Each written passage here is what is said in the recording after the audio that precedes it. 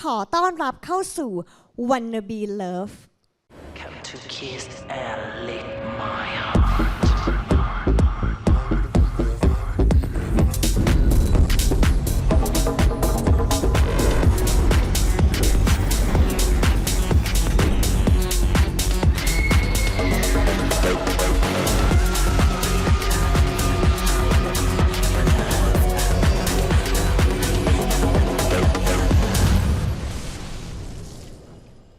หลังจากที่ปล่อยให้ทุกคนรอคอยมามากกว่า1 เดือน ตอนนี้ผู้เข้ารอบทั้ง 25 คนจากรายการ One Love Music Trainee Audition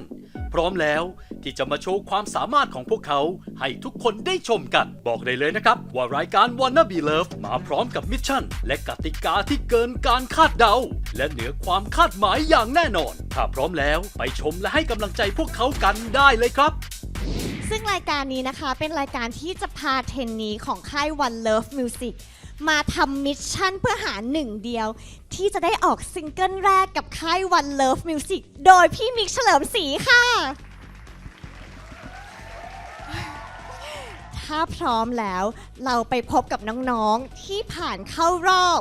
25 คนสุดท้ายจากรายการ One Love Music Trainee Audition ค่ะ ขอเชิญน้องๆทั้ง 25 คนค่ะ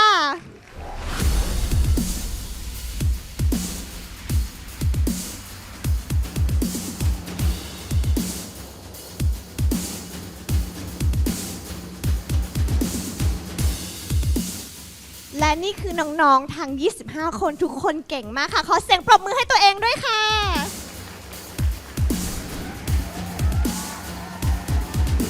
ตื่นเต้นค่ะ แล้วก็รู้สึกตัวแข็งกว่าที่คิดใช่ก่อนที่จะขึ้นเวที ผมไม่รู้ว่าทำไมวันนี้มันถึงเป็นวันที่รู้สึกว่าแค่ตื่นมาก็รู้แล้ววันนี้มันจะดีครับ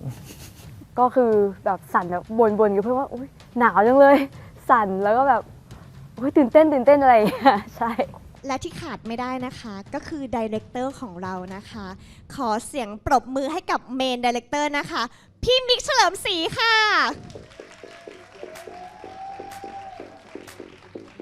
พี่โปเต้คิดโดเรคคอร์ดค่ะ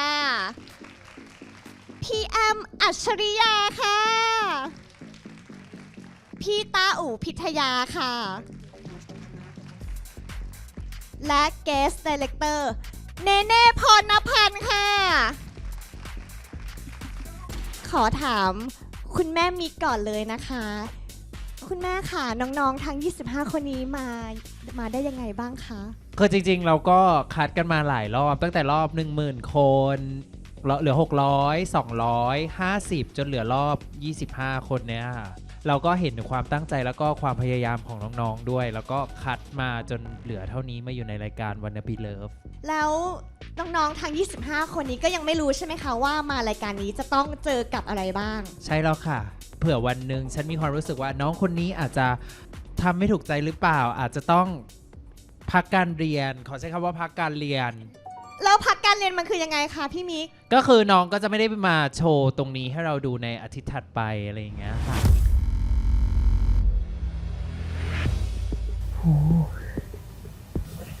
ก็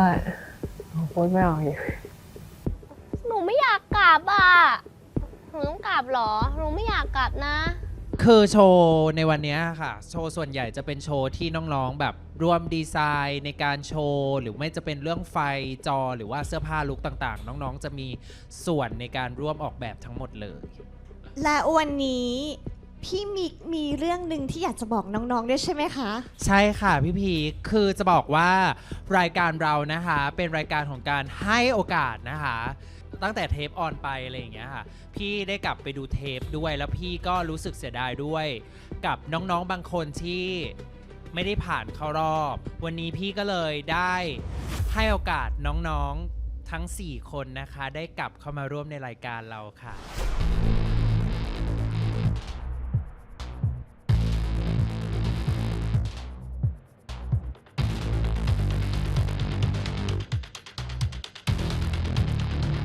ขอเสียงปรบมือให้กับน้องๆด้วยค่ะ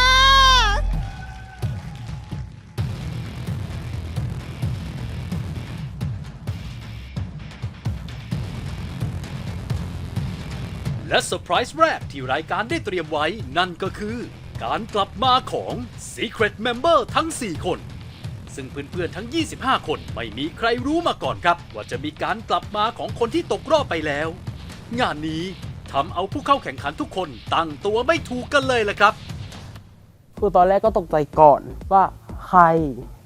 แต่พอขึ้นมาก็รู้จักจริงๆแล้วก็พี่เขาอ่ะก็ควรเข้ามาได้อยู่ เพราะว่าพี่เขาเก่ง คือมารู้จักกับน้องคนหนึ่งครับ วันที่เขาประกาศผลวันรอบสุดท้าย 25 คนก็คือ ตกใจมากตอนนั้นคือจะไปกอดกันอยู่บนเวทีครับ ก็คือตอนที่พี่เขาโทรมาหนูแบบช็อกแบบน้องจะได้กลับเข้ามานะในรายการแล้วก็แบบจริงเหรอคะคุยโทรศัพท์เสร็จก็แบบรีบโทรไปบอกแม่แล้วก็แบบร้องไห้แบบว่าเขาก็น่าจะเห็นในตัวเราบ้างแหละ คือก็รู้สึกดีแต่ว่าแบบอีกใจหนึงก็แบบแอบกลัวว่าแบบอุ๊ยทุกคนจะแบบว่ามองว่าแบบ เราได้สิทธิ์มาโดยที่มันไม่แฟร์หรือเปล่าอะไรเงี้ยค่ะแต่คือแบบว่าก็จะตั้งใจทำโอกาสที่ได้มาให้ดีที่สุดค่ะ ดีใจลึกๆกับแต่ว่าส่วนใหญ่จะเป็นความกังวลมากกว่าครับผมไม่รู้ว่าโอกาสที่ได้มาครั้งนี้จะทำได้ดีมากน้อยแค่ไหน เหมือนเราก่อนหน้านี้จะมาซ้อมเราก็ต้องแบบหลบหน้าหลบตาไม่ได้เจอเพื่อนเลย เราเข้ามาจะทำให้เพื่อนอึดอัดใจหรือเปล่า แล้วก็แบบว่าเข้ามาแบบนี้เพื่อนจะคิดยังไงกับเรา งั้นเรามาเข้าที่กติกากันเลยนะคะ พี่มิกค่ะกติกาของมิชชั่นที่ 1 มีอะไรบ้างคะ มิชชั่นที่ 1 นะคะ ก็เป็นมิชชั่นที่ให้น้องๆนะคะ จับคู่นะคะ แล้วก็ทำโชว์ทีป๊อปขึ้นมาค่ะ ซึ่งที่พี่แจ้งน้องๆให้ทราบแล้วนะคะว่าโอกาสตรงนี้อยู่กับน้องๆแล้ว ก็อยากให้น้องๆที่กำลังมีโอกาสทำโอกาสของตัวเองให้ดีนะคะ เพราะว่า 4 คนนี้จะมาแทนที่น้องๆค่ะ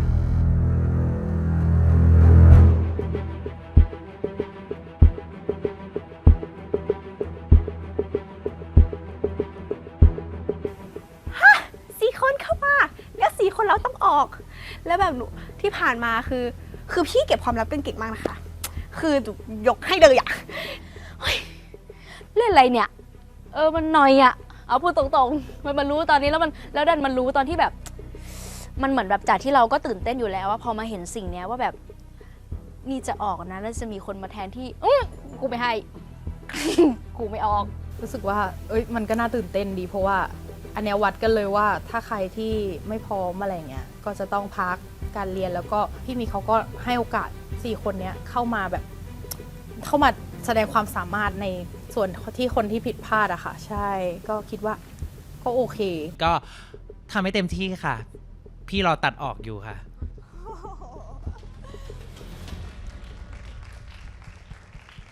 แล้วก็พี่มิกจะฝากอะไรถึงดีเลกเตอร์ข้างๆไหมคะ ฝากดีเลกเตอร์นะคะ วันนี้ก็เอนจอยให้เต็มที่เป็นโชว์ที่น้องๆเขาตั้งใจทำกันมานะคะ แล้วก็ฝากดูด้วยนะคะ ฝากพี่เนเน่ดูด้วยนะคะว่าน้องคนไหนจะได้กินเค้กทุเรียนด้วยหรือเปล่า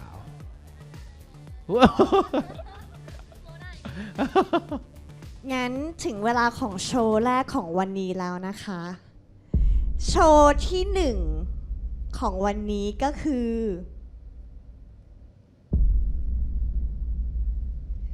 โชว์ของฟงหวินและแอนนา ขอเชิญค่ะ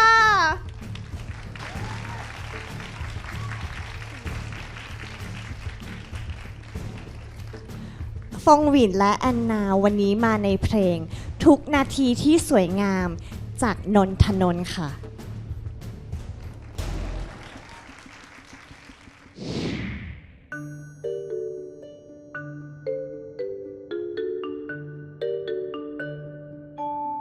ตื่นเต้นมากๆค่ะไม่ได้คิดอะไรมาเลย ไม่รู้เลยรอวันลุ้นเอาหน้านานเดี๋ยวเครียด ตื่นเต้นค่ะ มันคิดอยู่ในหัวตลอดว่ามันจะเกิดอะไรขึ้นนะ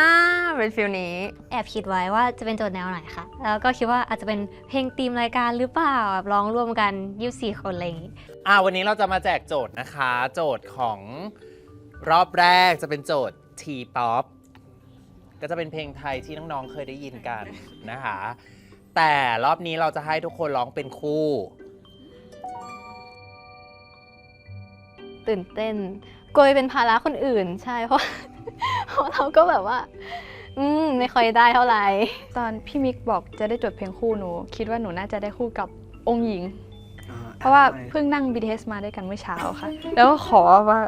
ให้ได้คู่กัน คือถ้าใครได้คู่ไปกับใคร อันนี้ก็จะต้องแสดงศักยภาพโดยการช่วยกันคิดโชว์แล้วก็ช่วยกันซ้อมนะคะแล้วก็กรูมมิ่งตัวเองออกมาด้วยว่าสมมุติว่าเราได้โชว์กับเพื่อนอะไรเงี้ยเราจะแต่งตัวคู่กันไหมหรือว่าจะให้สีลิงก์กันประมาณไหนนะคะฟงหวินค่ะแอนนาค่ะ แน่นอนพี่เลือกอะไรสบายๆให้หนูอยู่แล้วนะคะ2 คนทุกนาทีที่สวยงามค่ะยานนทนนท์ค่ะ ดีใจครับเพราะว่าพี่เขาแบบเก่งมาก แล้วก็พอตัว ยากมากท้าทายมาก ตื่นเต้นแบบรู้สึกว่าจะต้องทำยังไงให้เราจูนกันได้อะไรอย่างเงี้ยมากกว่าค่ะ เรื่องของคีย์เรื่องของอะไรด้วย หลังจากรับโจทย์เสร็จที่จะนัดทีมเบื้องหลังทั้งหมดมาเจอน้องๆบีททั้งหมดจะมาจากน้องๆพี่ๆเขาแค่จะเป็นคนเกล่าวให้ช่วยดูภาพรวมให้ซึ่งฟงหวินติดใช่ไหมวันที่4ซึ่งแปลว่าจะต้องฝากคู่ได้จ้ะฝากได้แล้วล่ะ2 คนเลยนะซึ่งแปลว่าต้องบีฟกันมาให้เรียบร้อยแล้วไปแบ่งท่อนกันมาไปดูสไตล์กันมานะคะสวัสดีครับชื่อฟงหวินนะครับอายุ17 ปีครับเรียนอยู่ม.6 ครับจังหวัดเลยครับถ้ารายการนัดมาถ่ายแบบเช้าช่วงเช้าก็ต้องนั่งรถทัวร์มาครับเพราะว่ามันจะถึงเช้าแต่ว่าถ้านัดเย็นๆอย่างเงี้ยก็สามารถนั่งเครื่องบินมาได้ครับแล้วก็มีพ่อมาส่งด้วยครับ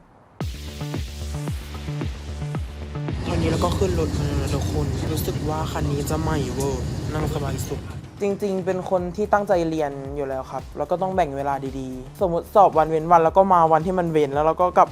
ลับไปสอบอย่างเงี้ยครับทางไกลทุกคน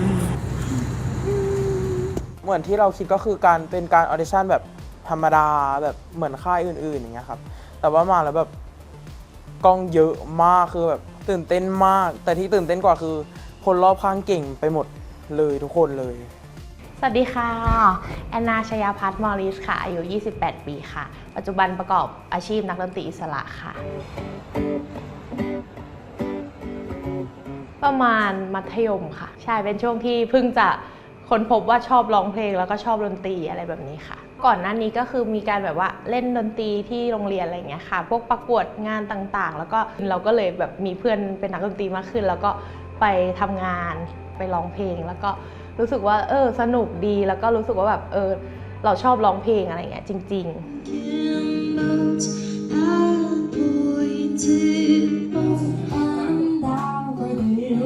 อยากแบบว่าพิสูจน์ตัวเองแล้วก็ออกมาจากเซฟโซนตัวเองจริงๆสักทีค่ะคิดว่าเราสามารถแบบพัฒนาได้มากกว่านี้สามารถแบบโชว์ศักยภาพของเราออกมาได้มากกว่านี้มากกว่าการที่เราเล่นดนตรีแค่นั้นนะคะสวัสดีค่ะ สวัสดีครับสวัสดีครับ สวัสดีค่ะก็จริงๆแล้วอยากมาปรึกษาด้วยเรื่องคีย์เพราะว่าฟงหวินเขาร้องพอดีค่ะแต่ว่าตัวหนูเองอะเลนส์หนูมันจะสูงกว่าเพลงนนท์อะไรเงี้ยใช่ก็เลยอยากจะถามว่ามีการแบบว่าปรับคีย์แบบยังไงได้บ้างขอความคิดเห็นพี่ๆจริงๆอะอยากแบบอยากได้ความเกาหลีนิดนึงถ้าแบบเป็นพวกทางคอร์ดเกาหลีอะไรเงี้ยได้ไหมคะได้ครับพอได้ใช่ไหมเดี๋ยวได้ความแบบซึ้งๆอะไรเงี้ยโชว์คิดอะไรมาบ้างลูกคะในพาร์ทของโชว์ก็จริงๆก็อยากจะเป็น2 คนแล้วก็คนแรกจะเฟดอินคนแรกก่อนแล้วก็ค่อยเฟดอินหนูตอนเวอร์ส2แล้วเสร็จแล้วก็อาจจะเอาปุ๊บแล้วก็จะแบบปึ้งขึ้นมาคู่กันหมุนโทนเสื้อผ้าหนูอยากจริงๆหนูอยากทำคนนึงขาวฟงวินอาจจะดำหนูขาวหรือว่าฟงวินอาจจะขาวหนูดำอะไรเงี้ยได้ค่ะแต่ว่าใช้พร็อพไหมขาวไหมไม่ใช่ถือดีกว่าค่ะใช่อยากทำให้อลังเลยเพราะว่ามันเป็นเพลงที่ยากของนนท์แล้วเป็นเพลงที่เพราะเพลงหนึ่งถ้าเราทำอะไรให้มันถึงมันน่าจะดีค่ะคุยกันแล้วครับว่าแบบจะเอาคีย์ไหนยังไงอย่างเงี้ยครับ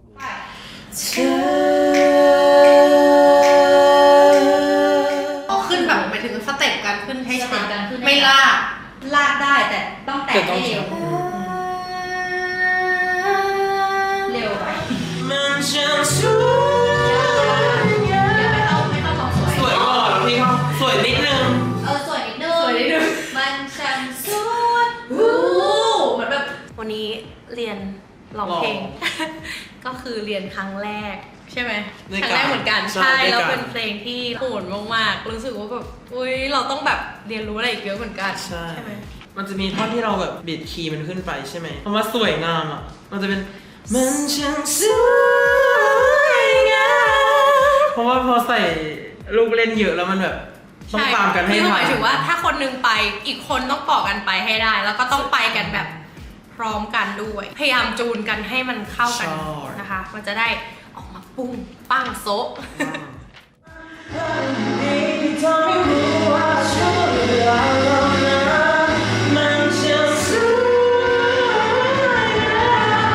วันนี้เรามาซ้อมบล็อกกิ้งกันนะคะ วันแรกครั้งแรกด้วยใช่เราไม่ได้เจอกันเลยเนาะ ไม่ได้เจอเลยเพราะว่าเวลาไม่ตรงกัน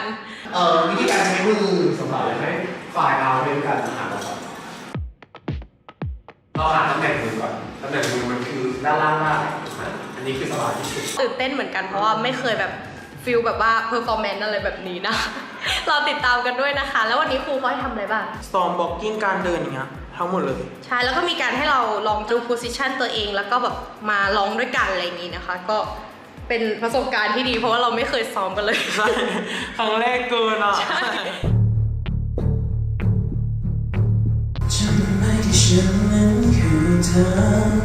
มีปัญหาเรื่องซ้อมมากกว่า เพราะว่าน้องอยู่จากต่างจังหวัด เราก็เลยไม่มีเวลาคุยกันอีกอะไรเงี้ยเพราะว่าเวลาไม่ตรงกัน เรียนเสร็จก็กลับมาตอนเย็นซึ่งพี่เขาไปทำงานแล้ว แล้วพอพี่เขาทำงานเสร็จเราก็หลับเลยแล้วก็ไปโรงเรียนอย่างเงี้ยครับมันก็เลยแบบไม่ตรงกันเลย อาจจะมีความแบบจูนกันไม่ค่อยติดอย่างเงี้ยครับเรื่องอารมณ์เรื่องเพลง ได้คุยกันไหมคุยค่ะแต่ว่ายังไม่ได้คอลยังไม่ได้คอลใช่เวลาไม่ตรงกันเพราะว่าวันนี้เรารู้สึกว่าเราไม่ค่อยรู้สึกเหมือนวันที่แล้วแอบเสียดายเฉยๆเพราะว่าวันนั้นเรารู้สึกมากเลยว่ากับทางที่อื่นคือมันเป็นแบบช่วงหัวเลี้ยวอ่ะคือมันต้องเข้ามหาลัยด้วย แล้วก็ต้องมาซ้อมอันนี้ต้องคิดหลายอย่างนะครับก็ต้องขอโทษพี่แอนนาที่แบบคือเราอาจจะเป็นปัญหาหรือเปล่าไม่แน่ใจแต่ว่าก็ขอโทษด้วยถ้าแบบเราแบบทำไม่ได้เต็มที่อย่างเงี้ยครับจริงๆไม่ต้องรู้สึกขอโทษหนูเลยจริงๆเพราะว่าหนูมองว่าน้องเก่งมากแล้วอะค่ะแค่ว่ามันอาจจะเป็นเรื่องของคนสองคนที่มันต้องจูนกันมากกว่ามันแค่หาจุดเชื่อมโยงกันให้โชว์มันออกมาแบบดีที่สุดแต่ว่าไม่อยากให้น้องเครียด เพราะว่าน้องเก่งมากแล้ว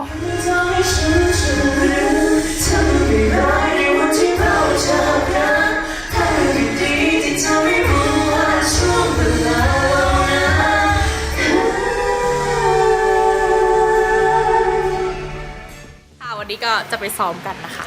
ซ้อมรันทูตื่นเต้นไหม สุดๆเห็นอันนี้คือการที่พวกเราเห็นครั้ง แรกเฟิร์สทาร์ สวยเนาะแล้วสีสวยมาก โชว์ที่เราคิดมาพี่อนาคือสีขาวแล้วผมคือสีดำแล้วคือมันคือความจากลาที่ไม่เหมือนกัน ความรักของแฟนความรักพ่อแม่เนี่ยเราจากกันเราคิดไว้แบบนี้ หนูชอบแบบไหนมากกว่าไม่รู้อะครับว่าแบบว่าอยู่ตรงนี้กับอยู่ตรงนั้นแบบโชว์มันจะแบบต่างกันแต่สำหรับหนูชอบแบบแรกรู้สึกว่างั้นอย่างนี้พี่ขอลองแบบนี้รอบหนึ่งได้ค่ะได้มาลองมาตรงกลางลูกต้องรอดูว่าวันจริงเราจะทำได้ดีไหม ติดตามนะคะเรา สรุปเสียงหาย ไม่หาย กินยาอม อยากให้ทุกคนอ่ะคอยติดตามแล้วก็คอยเป็นกำลังใจให้ฟงหวินแล้วก็ถ้ามีโหวตก็ร่วมโหวตให้ด้วยนะคะขอบคุณทุกๆคนนะคะที่เป็นกำลังใจให้แอนมาตลอดแล้วก็แอนเชื่อว่าแอนต้องทำให้ได้โชว์ศักยภาพตัวเองออกมาให้ได้ค่ะเป็นกำลังใจให้แอนด้วยนะคะ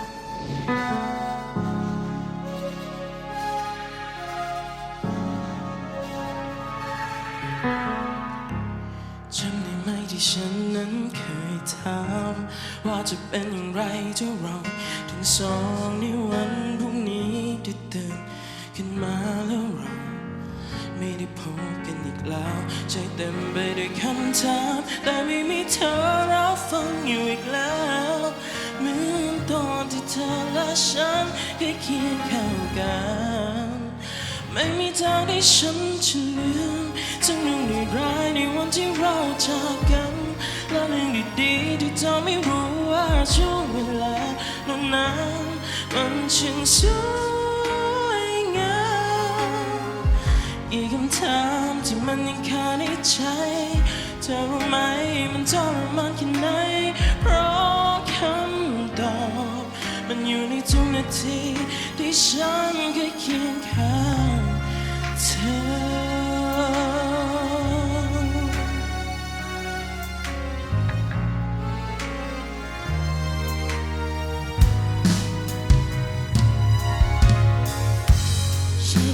ให้ใจที่แตกสลายเพราะว่าเธอน่ะเป็นเหมือนสิ่งสุดท้ายเรื่องราวมากมายยังอยู่ในใจที่เจ็บเก็บความรักไว้ใจเต็มไปด้วยคำถามแต่ไม่มีเธอรับฟังอยู่อีกแล้วเหมือนตอนที่เธอและฉันเคยเคียงข้างกันไม่มีทางที่ฉันจะลืมทั้งเรื่องร้ายในวันที่เราจากกันและเรื่องดีๆที่เธอไม่รู้ว่าช่วงเวลาเหล่านั้นมันช่างสวยงามกี่คำถามที่มันยังคาในใจเธอรู้ไหมมันทรมานแค่ไหนเพราะคำตอบมันอยู่ในทุกนาทีที่ฉันเคยเคียงข้างเธอ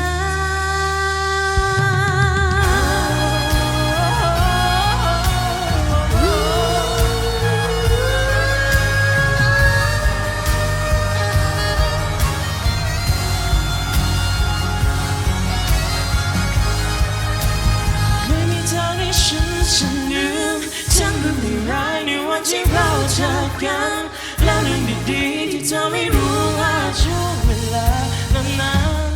มันช่างสวยงามกี่คำถามที่มันยังคาในใจเธอรู้ไหมมันทรมานแค่ไหนเพราะคำตอบมันอยู่ในทุกนาทีที่ฉันเคยเคียงข้างเธอ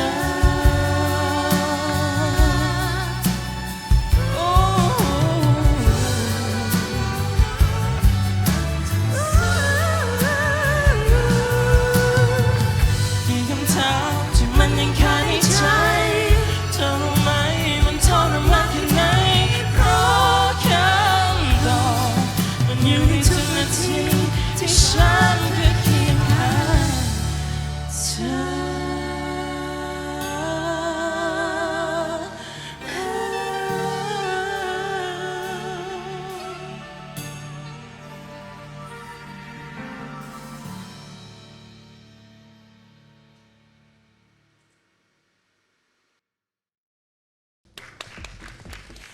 เป็นยังไงบ้างคะ ตื่นเต้นมากครับแบบ จริงตื่นเต้นมากค่ะ แล้วก็ ตื่นเต้นจนแบบมันหัวใจเต้นอะเนาะ งั้นพักการตื่นเต้นก่อน เราไปฟังคอมเมนต์จากพี่ๆดีเรคเตอร์กันก่อนค่ะ คือจะบอกว่าแอบผิดหวังมากๆ สิ่งที่พี่กลัวที่สุดคืออะไรรู้ปะพอเราเป็นคนที่ถูกชมมากที่สุดในก่อนหน้านั้นก่อนที่จะเข้ารายการน่ะไม่มีอะไร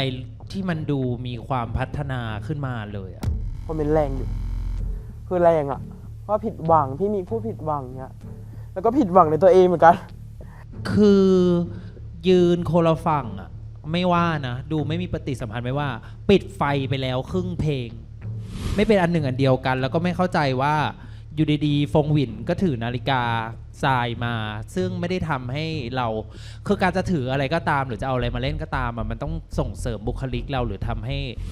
มันโชว์มันดูมีอะไรมันไม่ได้เหมือนมีอะไรเหมือนคนถือกับข้าวหรืออะไรก็ไม่รู้โดยการเอานิ้วเกี่ยวพี่ไม่ได้รู้สึกว่ายังไม่เข้าใจเลยว่าโชว์คืออะไรอย่างเงี้ยก็รู้สึกว่าตรง รู้สึกว่าเขาพูดถูกยอมรับในข้อผิดพลาดตัวเองอะค่ะเราคิดว่าตัวเองทำได้ดีกว่านี้แล้วพัฒนาตัวเองได้ดีกว่านี้คือเพลงเนี้ยค่ะมันมีทั้งเปลี่ยนคีย์ใช่ไหมแล้วน้องอ่ะเปลี่ยนไปรอบนึงก่อนแล้วน้องก็เปลี่ยนอีกตรงโซโล่ซึ่งตรงโซโล่เมื่อกี้น้องอ่ะร้องประสานหลุดออกไปจากคีย์เพลงเลยนะคะในหลายๆจุดเลยค่ะเพราะว่าพี่รู้สึกว่ามันไม่ใช่ว่าน้องไม่เก่งแต่ว่าโจทย์ที่น้องสร้างขึ้นอ่ะมันยากเกิน ไม่มีทางให้ฉันลืมทั้งเรื่องร้ายในวันที่เราจากกันและเรื่องดีๆที่เธอไม่รู้ว่าช่วงเวลานั้นมันช่างสวยงาม ถ้าสมมติให้พี่แนะนำนะ เราไม่ต้องโซโล่คอร์ดยากขนาดนั้นเราอาจจะถ้าเราอยากโชว์ประสานเสียงนะคะเราก็เล่นคอร์ดให้มันซิมเปิลกว่านี้ได้เพื่อที่เราจะได้แบบคิด อิมพอไวส์ที่แบบโชว์ประสานแบทเทิลกันให้ง่ายกว่านี้นะคะแล้วก็จะเห็นว่าทั้งสองคนอะร้องไม่ทันหายใจไม่ทันจริงๆเราขอให้เขาลดเทมโปให้ช้าลงเพื่อที่เราจะใช้เทคนิคการร้องในแบบของเราก็ได้เพื่อที่เราจะได้โชว์สกิลของเรานะคะอันนี้เป็นสิ่งที่ฝากไว้ถ้ามีงานหน้าแล้วก็ให้น้องดีไซน์เพลงให้มันเข้ากับเสียงร้องของเราได้มากขึ้นค่ะจริงๆหนูรู้สึกแย่หนักมากๆเลยค่ะเพราะว่าหนูคิดว่าหนูตั้งใจซ้อมมาหลายรอบอะรอบหลังๆมันก็เป๊ะกันแล้วแต่ว่าน่าจะเป็นที่ความตื่นเต้นแล้วสติหลุดเพราะว่าพะวงแก้ไขไม่ได้ก็ต้องยอมรับว่าเราพลาดจริงๆวันนี้ก็คือรู้สึกไม่ดีอยู่แล้วคือเราพลาดไปแล้วอะไม่รู้จะพูดยังไงดีอะ ในเรื่องของเทคนิคก่อนแล้วกันนะครับอาจจะยังไม่คุ้นชินกับสเตจทั้งคู่นะแต่ว่าในเรื่องเสียงแอนนาเสียเปรียบในเรื่องของการใช้ไมค์ไดนามิกแล้วก็ทั้งสองคนไม่มีอินเนอร์หมายถึงว่าถ้าถามว่าทุกนาทีที่สวยงามวันนี้ถามว่าโชว์เนี้ยมาโชว์อะไรมันคือโชว์ร้องเพลงเป็นศิลปินมันไม่ได้ร้องเพลงอย่างเดียวในหนึ่งโชว์มันต้องใส่ความเป็นตัวเราเข้าไปไม่ใช่เทคนิคแต่มันคือเรื่องราวผ่านประสบการณ์ของเรามันเต็มไปหมดเลยอะแล้วมันรับรู้ไม่ได้ถึงอะไรเลยอะไรมันสวยงามนาทีตรงไหนนะ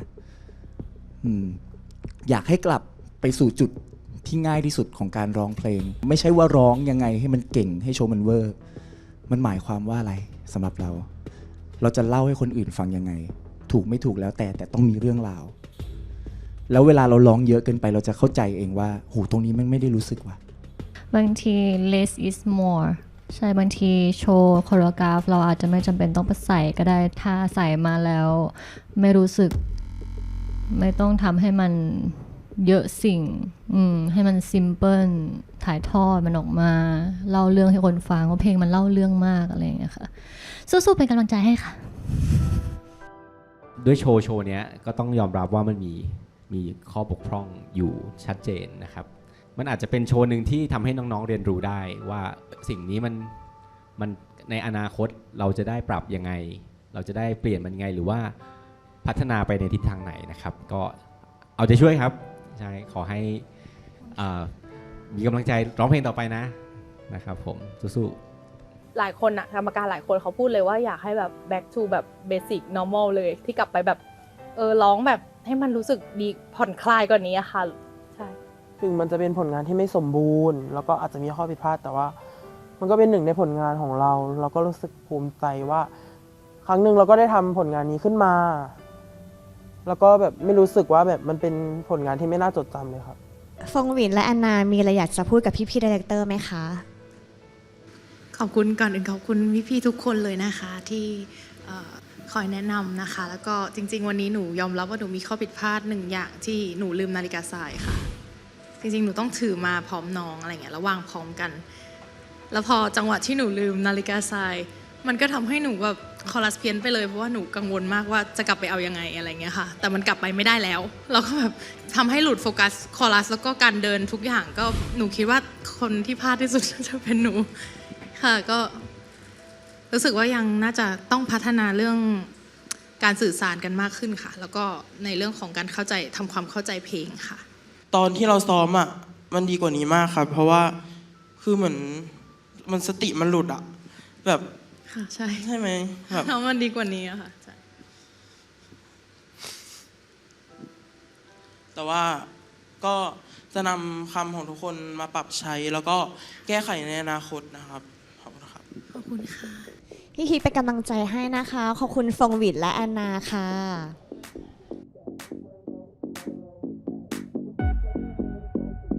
คู่ต่อไปขอเชิญมันและลอตเต้ค่ะสวัสดีค่ะสวัสดีค่ะมันและลอตเต้มาในเพลงคนไม่คุยจากพ็อกซี่ค่ะตื่นเต้นมากเพราะว่ายังไม่ได้แบบเป็นคนที่แบบเก่งมากขนาดนั้นก็เลยแบบกลัวแบบถ่วงเพื่อนอะไรอย่างเงี้ยจริงๆตอนแรกตื่นเต้นมากเลยนะเพราะว่าด้วยความที่ผมกับมันเนี่ยไม่เคยได้คุยกันเลยเพิ่งมาได้คุยวันนี้เลยครับสวัสดีครับผมลอตเต้ครับผมนายธกร พงศ์สถิตกุลครับทำงานเกี่ยวกับวงการบันเทิงอย่างเงี้ยมาตลอดตั้งแต่มัธยมเลยประมาณ10 ปีได้แล้วครับแล้วก็หลังจากเรียนจบมาก็เป็นศิลปินครับเป็นนักแสดงด้วยแล้วก็หลังๆมาก็เข้ามาเริ่มทำอินฟลูเอนเซอร์ในแพลตฟอร์มโซเชียลอะไรอย่างเงี้ยครับจริงๆก่อนหน้าที่จะมาเข้าวันเลิฟครับ ผมได้มีโอกาสไปที่อื่นๆก่อน ได้ไปลองแคสซีรีส์บ้างได้ไปลองออดิชั่นเข้าค่ายอื่นบ้างแต่ผมรู้สึกว่ามันยังไม่ใช่อ่ะผมก็รู้สึกว่าที่เนี่ยมันสามารถต่อยอดให้ผมไปทำอะไรได้อีกก็เลยตัดสินใจมาร่วมออดิชั่นกับวันเลิฟผมจะพัฒนาตัวเองให้เต็มที่แล้วก็ทำทุกอย่างออกมาให้ดีที่สุดเพื่อที่ทุกคนจะได้ไม่ผิดหวังที่เป็นคนที่คอยสนับสนุนผมครับสวัสดีครับชื่อมันครับก่อนที่จะออกมาทำอะไรพวกนี้แล้วก็เล่นเกม แล้วก็มีเพื่อนแบบมีแต่เพื่อนในออนไลน์อะไรอย่างเงี้ยฮะแล้วก็แบบเอาจริงๆเพราะเข้ามาอยู่หมู่บ้านเดียวกับพวกพี่ฮิวหวีเลยทำให้แบบรู้สึกว่าเขามีอะไรทำเยอะมากแล้วก็เห็นว่าเขามีอะไรทำเยอะแล้วเราน่าจะแบบทำอะไรพวกนั้นได้เหมือนกันอะไรเงี้ยก็เลยออกมาลองทำครับฝากติดตามนะครับแล้วก็จะพยายามไปทุก EP แล้วก็มิชชั่นนะครับครับจริงๆแล้วผมคุยแบบส่วนตัวกับน้องมันก่อนหลังจากที่ได้จดเพลงมาใช่ไหมครับแต่ด้วยความที่เพลงที่ได้คนไม่คุยของ Proxy มันจะมีพาร์ทเต้นพาร์ทร้องพาร์ทแรปแบบครบเลยอะไรอย่างงี้ใช่ไหมครับก็ต้องมาปรับครับมาปรับมาจูนกันว่าแบบอะไรคือตรงกลางของระหว่างผมแล้วก็มันนั่นเองก็มีแบ่งนะครับแล้วก็ทุกท่านเล่นบ้างครับ ที่แบบว่าอยากได้เป็นสาวที่เบาๆคือท้ายแล้วก็ย้ำสนุกตอนท้ายโวกท้ายอีกครั้งนึงมันจะเป็นชัฟเฟิล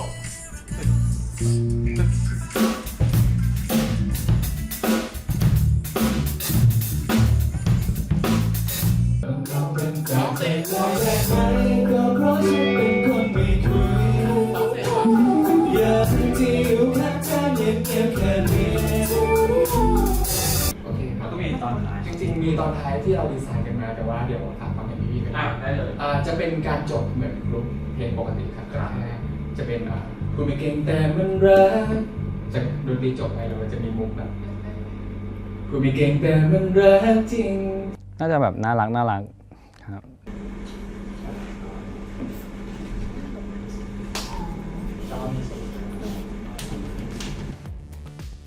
9 โมงเช้า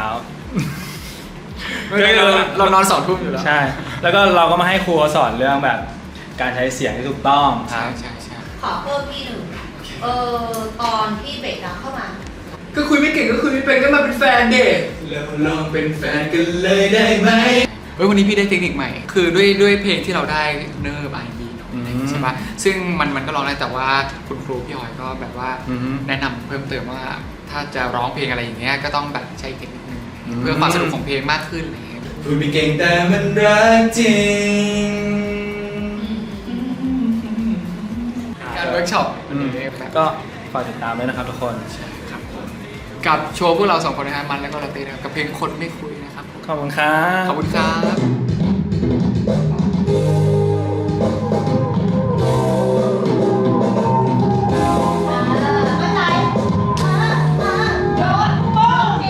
ตอนนี้ก็อยู่กับพี่อะไรนะพี่ปอครูปอนะครับเป็นไงบ้างวันนี้ก็รู้สึกว่าไม่ยากมากแต่ก็ยากอยู่คือสิ่งหนึ่งที่เซอร์ไพรส์ต้องบอกเลยว่าคือทุกคนอาจจะคิดว่ามันอาจจะเต้นไม่ได้เลยไม่ได้นะแต่ว่าด้วยความที่พี่อยู่กับมันบ่อยใช่ไหมแบบมันเก่งมากเลยนะขอบคุณพี่จริงๆอยากให้ทุกคนอยากขอบคุณครับเหมือนตอนแรกอะครับได้ปรึกษากับน้องมันก่อนว่ามันอยากได้ท่าเหมือนกับออริจินอลไหมหรือว่าเราจะคิดกันเองอะไรอย่างเงี้ยสรุปได้ว่าแบบอยากคิดเองเลยซึ่งน้องมันก็ไว้ใจอันนี้ต้องขอบคุณน้องด้วยว่าแบบน้องให้ผมคิดท่าเต้นทั้งเพลงให้เลยแต่ว่าเป็นเรื่องที่เซอร์ไพรส์มากเพราะว่าครั้งแรกเลยครับที่ไปซ้อมกับน้องมันทำได้ดีกว่าที่ผมคิดมากอะไรเงี้ยแล้วแบบจริงๆมันเป็นคนที่ทำได้แต่แค่ยังไม่มั่นใจเฉย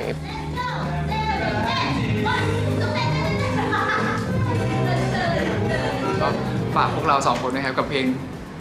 คนไม่คุยของพิกซี่พ็อกซี่ตอบไลน์เธอก็ช้าไม่มีเรื่องคุยโอเคนะพี่มันเรื่องเดียวเราว่าพี่มันอะ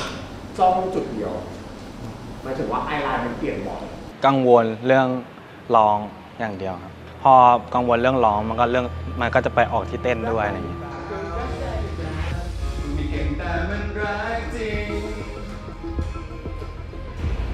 ตอนนี้เหมือนผมโฟกัสน้องมันตลอดเลยเพราะว่าผมอยากช่วยน้องให้น้องทำได้จนบางครั้งผมก็รู้สึกว่าผมไม่ได้โฟกัสตัวเองเลยผมอยากให้โชว์แรกที่ทุกคนได้เห็นที่ผมคู่กับน้องมันนะ มันดีที่สุดณวันนั้นที่ผมได้โชว์และอยากให้คนดูรู้สึกว่าโอเคกับทั้งตัวผม แล้วก็กับทางน้องมันครับ คือเอางี้มาอ่านทุกคอมเมนต์เลยแล้วก็รู้สึกแบบพอมาเห็นคอมเมนต์ที่แบบเขาบอกว่าแบบไม่ควรเข้าเลยนะทำให้เราแบบรู้สึกแบบอยากทำให้มันดีขึ้นแบบจริงๆเลยแบบว่าตั้งใจแล้วก็เพื่อไปซ้อมไปเรียนแล้วก็แบบมันไม่ใช่แค่แบบเดือนนึงแล้วจะแบบอุ๊ยเก่งก็รู้สึกว่าคือไม่แข่งกับใครเลยคือตอนนี้ก็คือแข่งกับตัวเองอย่างเดียวแบบทำให้มันดีที่สุดแล้วก็จะทำให้มันดีขึ้นเรื่อยๆ สำหรับผมนะมันอาจจะไม่มีความตื่นเต้นหรือน่าเซอร์ไพรส์สำหรับผู้ชมมันเป็นภาพที่ทุกคนรู้ว่าอ๋อลอตเต้ก็ทำได้อะไรอย่างเงี้ยผมก็เลยเปลี่ยน mindset ไปว่างั้นผมก็ทำให้เต็มที่จะเป็นน้องเป็นแฟนกันเลยได้ไหมก็เพราะฉันเป็นคนไม่คุยดีใจมากที่ได้คู่กับพี่ลอตครับ ถ้าวันนั้นมันทำได้ดีมากๆผมจะรู้สึกดีใจมากจะดีใจจนแบบว่าผมคงกอดน้องแน่นๆสักทีหนึ่งแต่ก็ถ้าเป็นไปได้ก็อยากให้ดีทั้งคู่ครับ สวัสดีครับทุกคนก็คือวันนี้มาถึงวันที่เราต้องมารันทรูสเตจ ใช่ จริงๆแล้วมันก็ไม่เคยเห็นสเตจแล้วก็ไม่เคย อันนี้คือแบบว่าครั้งแรกในชีวิตเลยป่ะที่แบบได้ทำอะไรอย่างเงี้ย แต่วันนี้น่าจะหลายครั้งแล้วป่ะ หลายครั้ง ที่เราเต้นเป็นคนคิดท่าเต้นคิดโชว์คิด ไม่แต่เราก็ช่วยกันช่วยกัน โอ้อันนี้ไม่ใช่ฉากเรายังไม่ใช่ฉากเรา แก้ผมหน่อยแต่ผิดด้านใครเขาจะร้องด้านนี้ล่ะฮัลโหลเนี่ย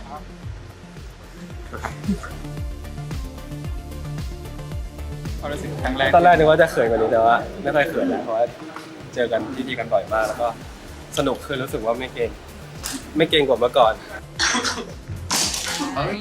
ขอโทษแทนเราเต้ด้วยครับมาหลุดมาได้ยังไง QR code อยู่ด้านหน้าขาดสแกนจ่าย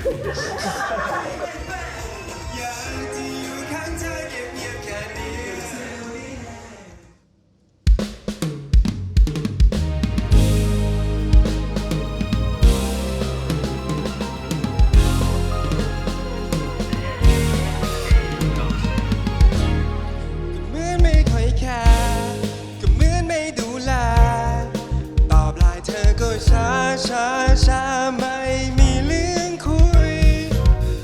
เธอก็คงเริ่มเหนื่อยมาคบคนเลื่อยเปื่อยชอบทำตัวมึนก็ถึงไม่ชอบคุยแต่ฉันชอบรับฟังก็ส่งไลน์มากี่ครั้งก็อ่านทุกครั้งช้าไปสักนิดไม่ใช่ไม่คิดกลัวเป็นนานๆเธอจะผ่านเพราะฉันผิดทำไงกันดีเราลองเป็นแฟนกันเลยได้ไหมก็เพราะฉันเป็นคนไม่คุยไม่เป็นอยากจะอยู่ข้างเธอเงียบแค่เนี้ยพูดไม่ยากคนอย่างฉันมันพูดไม่เยอะพูดเพียงนั้นแต่คนคนนี้ก็จะมีแค่เธอรักได้หรือเปล่าพูดไม่เก่งแต่มันรักฉันอยากจะทักฉันจะตายแค่ไม่แสดงออกอยากบอกรักเธอรู้ไงแต่ไม่มีแรงบอกพูดไม่เคยออกอย่างนี้ก็แย่ดิแล้วทำไงแค่พูดออกไปมันก็แค่เนี้ยก็จะไม่เป็นต้องทำยังไงให้เธอเข้าใจปะก็พูดไม่เก่งตอนอยู่กับเธอคงจะเข้าใจนะเหมือนนี่จะดูไม่ออกไงก็คุยไม่เก่งก็คุยไม่เป็นไงมาเป็นแฟนเนี่ยเราลองเป็นแฟนกันเลยได้ไหมก็เพราะฉันเป็นคนไม่คุยไม่เป็นอยากจะอยู่ข้างเธอเงียบแค่เนี้ยพูดไม่ยากคนอย่างฉันมันพูดไม่เยอะพูดแค่นั้นแต่คนคนนี้ก็จะมีแค่เธอรักได้หรือเปล่าเราลองเป็นแฟนกันเลยได้ไหมก็เพราะฉันเป็นคนไม่คุยไม่เป็นอยากจะอยู่ข้างเธอเงียบแค่เนี้ยพูดไม่ยากคนอย่างฉันมันพูดไม่เยอะพูดแค่นั้นแต่คนคนนี้ก็จะมีแค่เธอรักได้หรือเปล่าพูดไม่เก่งแต่มันรักจริง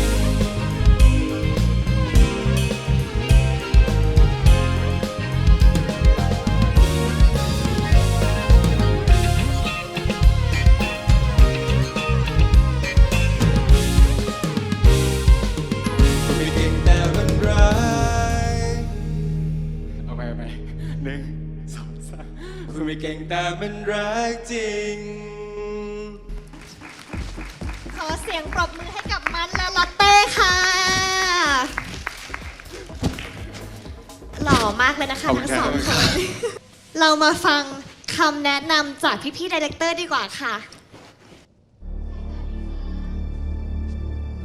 2 EP แล้วที่แล้วเราก็แบบโดนติมาเยอะ แล้วก็คนดูอะไรเงี้ยครับก็ติมาเยอะ ถ้ารอบนี้เรายังแบบพัฒนาการไม่ได้แบบไปอีกก็คงแบบไม่ทำแล้วครับก็คงไม่ใช่ทางของเรา จะบอกว่าเป็นโชว์ที่ ก็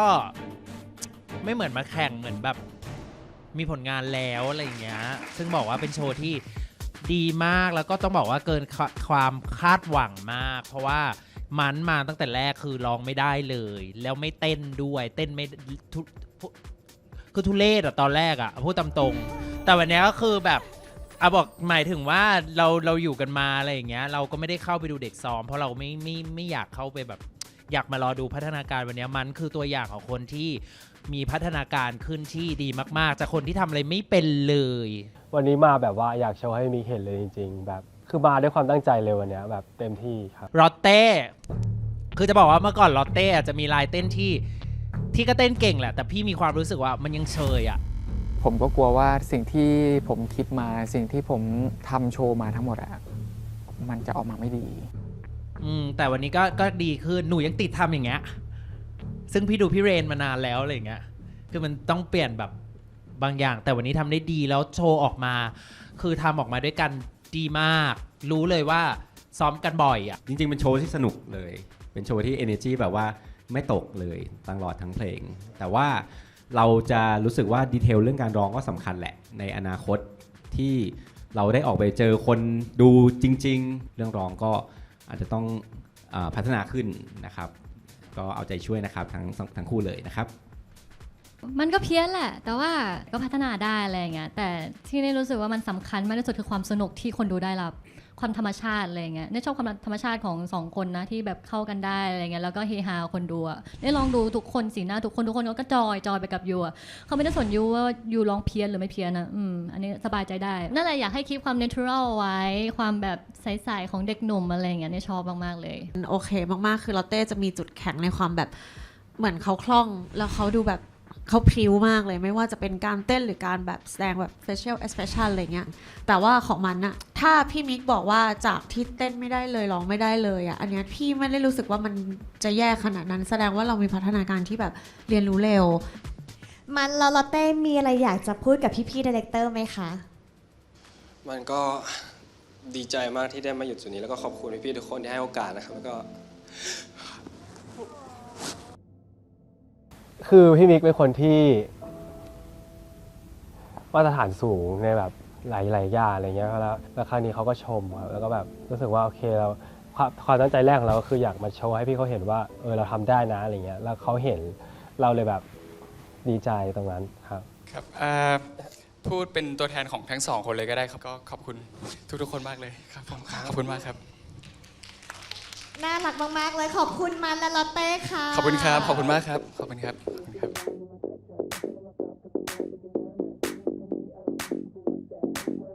คู่ต่อไปขอเชิญน้องเคมาและน้องเฟย์ค่ะสวัสดีค่ะสวัสดีค่ะวันนี้น้องเคมาและน้องเฟย์มาในเพลง Sorry จาก Dream Girls ค่ะพอรู้โจทย์เพลงที่ได้ก็ว้าวเพราะจริงๆอ่ะหนูร้องเพลงนี้มา1 อาทิตย์แล้วมันเป็นความฮัมอยู่ดีมันก็ได้มันก็ช็อกรู้สึกดีอ่ะเพราะว่าเฟย์กับเคมาคือตั้งแต่รอบออดิชั่นอะไรเงี้ยยืนติดกันตลอดทุกรอบจนตอนนี้ก็ได้คู่กันก็เลยแบบสบายใจก็สวัสดีค่ะชื่อเฟย์นะคะอภิสราเลิศวิเศษธีรกุลค่ะอายุ24จะ25ค่ะเป็นนางแบบฟรีแลนซ์รับทั้งโฆษณารับทั้งถ่ายแบบเดินแบบงานแสดงก็รับทำกราฟิกก็รับก็คือฟรีแลนซ์จริงๆอาชีพในฝันตอนเด็กถ้าไม่ใช่นักร้องอยากแอร์ก็อยากเป็นแอร์แต่ก็ได้เป็นแล้ว พอได้เป็นจริงก็ไม่ยังไม่ถูกใจเท่าไหร่ก็เลยแบบออกมาจริงๆตอนแรกไม่ได้อยากจะเลี้ยงเป็ดคือไม่มีอยู่ในชีวิตเลยแต่ว่ามันมีวันนึงที่เป็ดมันหลงมาอยู่บ้านหนูไม่ใช่เป็ดที่เลี้ยงอยู่ปัจจุบันนะแล้วเหมือนก็ติดต่อเจ้าของยังไม่ได้ก็เลยเลี้ยงไปก่อนแป๊บนึงในช่วงที่เลี้ยงอะคือมันก็อาทิตย์เกือบ2 อาทิตย์อะมันก็แอบนานอะหนูก็ผูกพันอะเหมือนเจ้าของเขาก็ติดต่อมาจริงๆเขาจะให้หนูด้วยหนูไม่เอาเขาอุตส่าห์ซื้อมาหนูก็เลยแบบคืนเขาไปแล้วภายในวันนั้นก็ไปซื้อตัวใหม่เลยใช่เป็น หมอนทองนะวันนี้ I walked across an empty line ตอนแรกคือหนูอ่ะจะไม่ร้องละกะจะแบบงานไปไม่รอดอะไรเงี้ยก็อาจจะไปเป็นแอร์เหมือนเดิมแล้วเหมือนแบบมีค่ายพี่มิกเปิดแล้วเพื่อนบอกลองไม้ค่ายพี่มิกเฉลิมศรีแบบติดรอบแรกก็คิดก็คงติดแค่นี้แหละพอเริ่มเข้าลึกๆก็แบบเอาหน่อยก็เริ่มไปซ้อมเริ่มไปอะไรอย่างงี้ให้มากขึ้นอะไรเงี้ยค่ะใช่ก็สนุกดี ค่ะ สวัสดีค่ะ ชื่อเคมามาริสาเวดเวลเลอร์ค่ะ อายุ 21 ปีค่ะ เรียนไปด้วยทำงานไปด้วยค่ะ เป็นนางแบบฟรีแลนซ์ค่ะ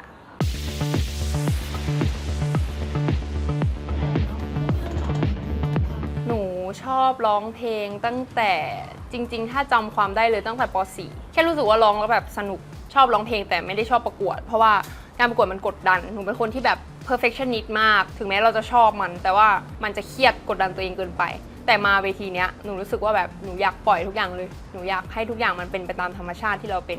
แชร์สิ่งที่เราแบบความสามารถเราสิ่งที่เราอยากทำสิ่งที่เราชอบจริงๆเฉยๆมาเอาชนะใจตัวเองมากกว่าว่าแบบจะก้าวผ่านความตื่นเต้นก้าวผ่านความแบบกดดันที่เคยมีในอดีตได้ไหมเป็นฟีลนั้นหนูอะไม่ได้เป็นตัวของตัวเองอย่างเงี้ยมานานละเวลาหนูทำงานอะไรหนูจะอยู่ในโหมดจริงจังหนูจะแบบไม่ได้ติดเล่นแต่มาอย่างเงี้ยมันเหมือนได้อยู่กับกลุ่มคนที่มันคล้ายๆกันอะคือความบ้า เข้ามาปุ๊บเหมือนหนูคลิกปลดล็อกตัวเองหนูได้กลายเป็นตัวเองแบบเต็มที่มันรู้สึกแบบว่าสนุกเพื่อนก็เข้ากันได้พี่กรรมการก็คุยกันได้พี่ทีมงานอะไรทุกอย่างก็คือ nice หนูเลยรู้สึกว่าแบบมันดีมากๆที่ได้เข้ามาตรงนี้สวัสดีค่ะ ในพาร์ทดนตรี มีไอเดียอะไรที่แบบว่าอยากเพิ่มจากบีทที่มันเป็นอย่างเงี้ยไปเรื่อยๆ จริงหนูชอบแบบเดิมอยู่แล้ว ชอบแบบเดิมเลย ใช่ค่ะ เพราะว่ามีพวกมูฟเมนต์ ใช่ค่ะ เข้ามาใช่ไหมมีเต้นใช่ไหม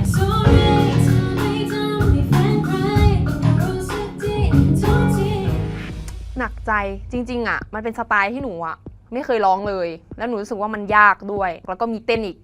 โคโรกราฟเตรียมอะไรมาบ้างไหมลูกหมายถึงว่ามีไอเดียอะไรไหม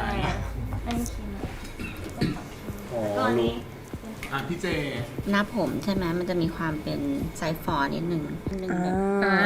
มีความแบบอะไรสักอย่างแบบดุมีฮูดที่มีเพิ่มความดุเข้าไปนิดนึงอีกคนนึงถ้าเป็นแบบเสื้อกั๊กกับกางเกงขายาวอย่างเงี้ยแต่ก็มีฮูดที่มันแมทกันอยู่ดีใช่ไหม เจ้าค่ะ ก็ที่คิดไว้ยังไงเคมาอยากได้ถ้าขายาวที่น้องขาใหญ่ค่ะ คิดว่าเมื่อกี้ตอนดูรู้สึกว่าชอบอะไรนะชอบความแพง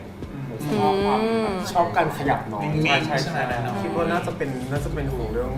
กูเป็นเรื่องวายแทน เพลงนี้มันต้องตกคนดูให้ได้อะเพลงมันแบบถ้าเราจะยืนร้องเฉยๆมันก็ไม่ได้อะเพลงมันจะมีความแบบเสียวๆนิดนึงอะหนูก็บอกไม่ถูกมันจะแบบออกมายังไงนะแต่ก็รอดู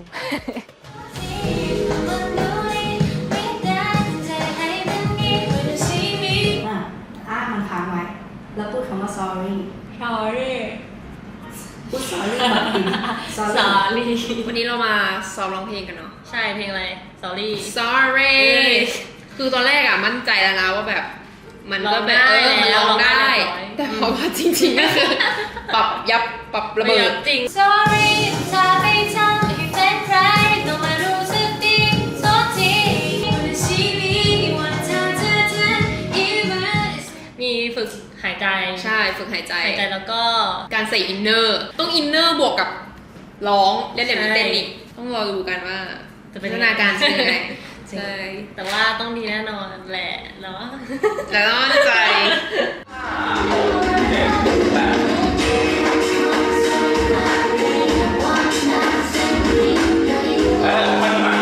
first time ในการเต้นเลยค่ะของเรา ในการเรียนเต้นเนาะ เป็นครั้งแรกในชีวิตที่ต้อง เรียนเต้น จริงจังขนาดนี้ even if your lips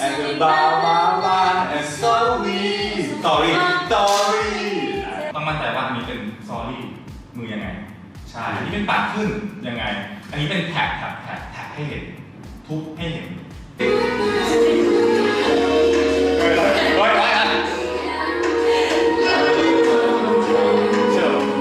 บอกเลยว่าเละเทะแต่ว่าจะพยายามทำให้เต็มที่ทำให้เต็มที่ค่ะ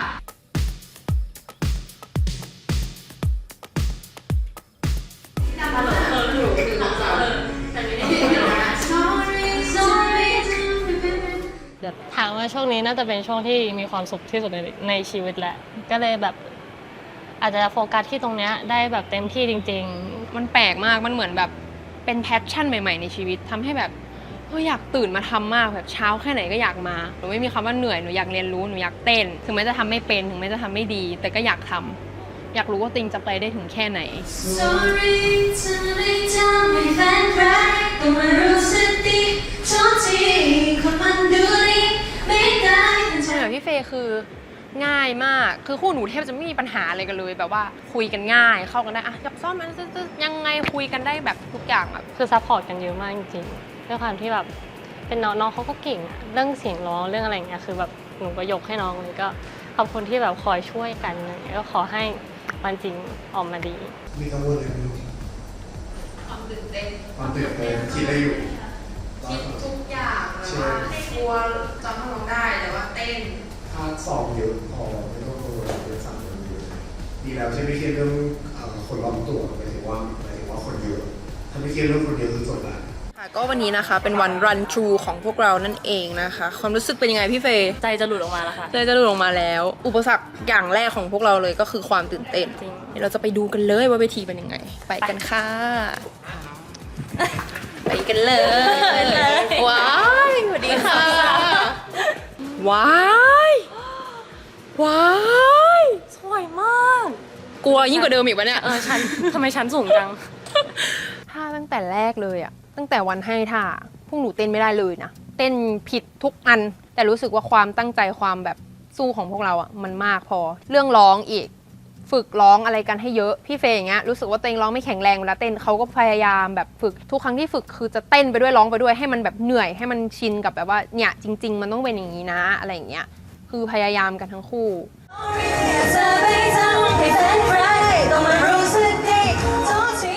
ขอบคุณทั้งเพื่อนทุกคนที่คอยมาบอกว่าคือจริงๆเสียงเป็นคนที่แบบมีเนื้อเสียงที่แบบก็ดีอยู่แล้วว่าอยากให้มั่นใจคอยเชียร์มาตลอดให้ไปให้ไปนู่นนี่แล้วก็ครอบครัวที่บ้านที่แบบตื่นมาทำข้าวให้ก่อนไปอะไรเงี้ยใช่ก็ขอบคุณที่ซัพพอร์ตมาตลอดรู้สึกว่า energy มาเลยพอเวทีอะไรมันแบบส่งนะคะลิ้นเป็นลิ้น energy มันมาเลยแบบว่าพร้อมมงลงเลยค่ะตอนนี้บอกเลยว่าไม่กังวลเลยค่ะอันนี้ยังนิดหน่อยก็อยากจะขอบคุณตัวเองที่นำพาตัวเองออกมาจากคอมฟอร์ตโซนปกติหนูเป็นคนที่กลัวการมาทำอย่างนี้แล้วก็ขอบคุณพี่หนูที่แบบพาหนูมาแบบในจุดนี้ที่แบบให้หนูมาแบบได้ลองประกวดอีกครั้งหนึ่งเขาเป็นคนที่แบบซัพพอร์ตหนูมาแบบตลอดทั้งแบบส่งการประกวดนี้ให้หนูได้ลองมาทำตั้งแต่แบบว่าเป็นนางแบบหรืออะไรก็ตามแบบเขาจะเป็นคนแบบว่าซัพพอร์ตหนูตลอดพี่หนูนะแล้วก็แบบขอบคุณพ่อกับแม่ที่ซัพพอร์ตทุกครั้งไม่ว่าหนูจะทำอะไรเขาจะแบบไม่เคยว่าอะไรเลย I'm gonna say thank you to mom and dad to always support me thank you so much ค่ะ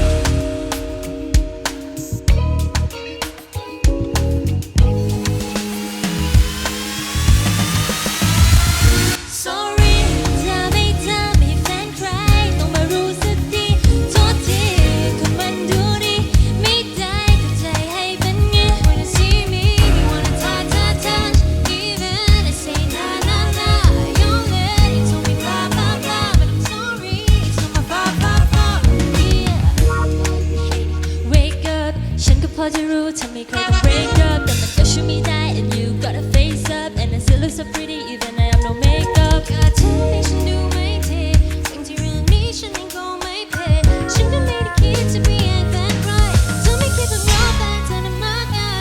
You play can you stop the yummy number one on trending sing my name on the black sorry sorry เธอไม่จำต้องมารู้สึกดีโทษทีมันดูดีไม่ได้ตั้งใจ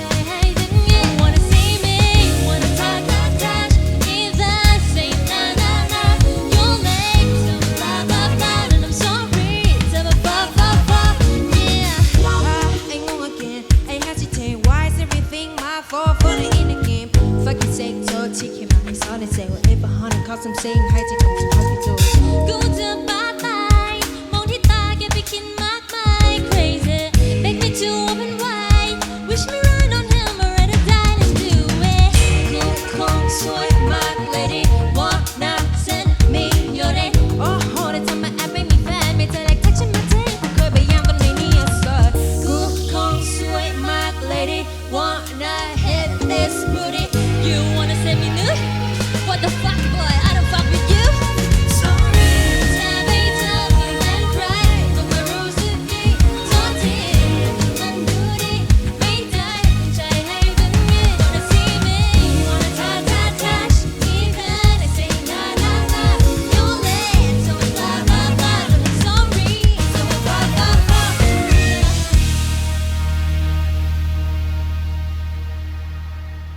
ขอเสียงปรบมือให้กับเคมาและเฟย์ค่ะแซ่บมากค่ะ เรามาฟังคำแนะนำจากพี่ๆดีเรคเตอร์กันดีกว่าค่ะ คือจะบอกว่า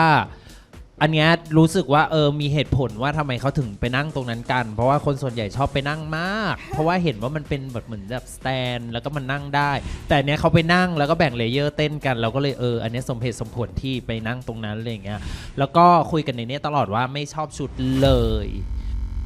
เปิดจอมาแบบสีจอสวยมาก แต่ชุดคือ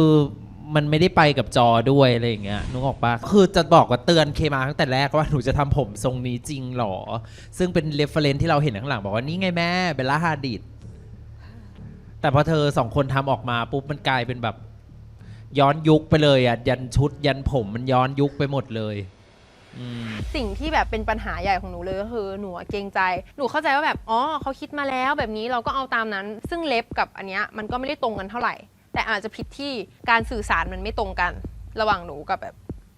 โจทย์อะไรอย่างเงี้ยเราเลยเข้าใจว่าอ๋อมันได้แค่นี้ลิมิตมันแค่นี้เฟรู้ว่าตั้งใจแต่เราแค่มีความรู้สึกว่าเฟพยายามเต้นแหละแต่การจัดระเบียบร่างกายมันคือเพลงมันเซ็กซี่มากแต่การจัดระเบียบร่างกายของเฟมันเงอะงะแต่ก็ต้องยอมรับว่าหนูตั้งใจก็คือเต้นได้ไปทุกท่าแหละมันก็น้อยนิดหน่อยมันก็ตามค่าที่แบบคือมันเป็นคอมเมนต์ที่หนูโดนมาตลอดหนูยังร้องไม่ค่อยแข็งด้วยใช่แล้วยิ่งต้องมาเต้นเป็นช้อยสุดท้ายในชีวิตเลยที่แบบหนูจะเรียนหรือว่าเอามาใช้ในชีวิตคือแบบรายการนี้คือเปิดแบบโอกาสสุดๆเลยอะใช่อาจจะต้องใช้เวลามั้งไม่แน่ใจว่าสำหรับเพลงนี้ใช่ซึ่งมันอาจจะไม่ค่อยถนัดเฟย์ไม่ค่อยเข้าทางเฟย์เท่าไหร่แต่เคมาเราว่าใกล้เคียงมากๆนะครับผมเห็นด้วยว่าเพลงนี้ก็จะเข้าทางเคมามากกว่านิดนึงเพราะเขาดูธรรมชาติแล้วดูมีความแบบเอาไงล่ะอะไรเงี้ยมากกว่านิดนึงนะคะแต่ว่าฝากไว้นิดนึงว่าตอนนี้เคมาร้องเหมือนออริจินอลเลยทั้งเดี๋ยวแล้วเป็นพี่3คนด้วยนะ wanna touch even I say nah nah nah you're late Hi ain't gonna again ain't hesitate why is everything my fault funny in the คือดีไซน์ที่เราเก็บเขามาทุกอย่างอะถ้าเกิดว่าวันหนึ่งที่เราเป็นศิลปินอะเราต้องแบบหาของตัวเองให้มากกว่านี้หรืออย่างวันเนี้ยหนูทำเสียงคล้ายพี่ทั้ง3แบบได้อะมันอาจจะแปลกนิดนึงว่าจริงๆเสียงเคมาคือเสียงไหนกันแน่ซึ่งเรื่องนี้จริงเพราะว่าหนูอะยังไม่เจอสไตล์ตัวเองหนูรู้สึกมันฉีกใหม่หมดซึ่งถามว่าเราทำได้ไหมมันทำได้ แต่ก็ยังอยากจะหาต่อไปว่าเราเหมาะกับอะไรจริงๆฝากไว้เรื่องเดียวเลยค่ะแล้วก็รวมๆชอบค่ะขอบคุณค่ะไปติดกับออริจินอลมากเกินไปจริงๆทีมอื่นด้วยนะคะเนี่ยรู้สึกว่าทุกคนไปฟิกกับภาพอย่างเงี้ยมันต้องเป็นอย่างนี้มันต้องเป็นอย่างเงี้ยจนความเป็นตัวเองมันไม่ค่อยได้ออกมาแล้วก็น้องเฟย์ร้องไม่ค่อยรู้เรื่องเลยค่ะฟังไม่ค่อยออกว่าร้องว่าอะไรอะไรเงี้ยต้องไปขยับปากให้ชัดมากขึ้นด้วยที่มันเพลงเร็วด้วยแรปด้วยอะไรเงี้ยค่ะใช่มีความฟังไม่รู้เรื่องใช่ค่ะนอกนั้นโอเคค่ะพวกหนู2คนเนี่ยเป็นการเต้นครั้งแรกเลยก็รู้สึกว่าแบบพยายามมากๆที่จะทำให้มันแบบออกมาดีที่สุดเพราะว่าไม่เคยแบบเต้นเลยสักครั้งทั้งหนูทั้งพี่เฟย์เลย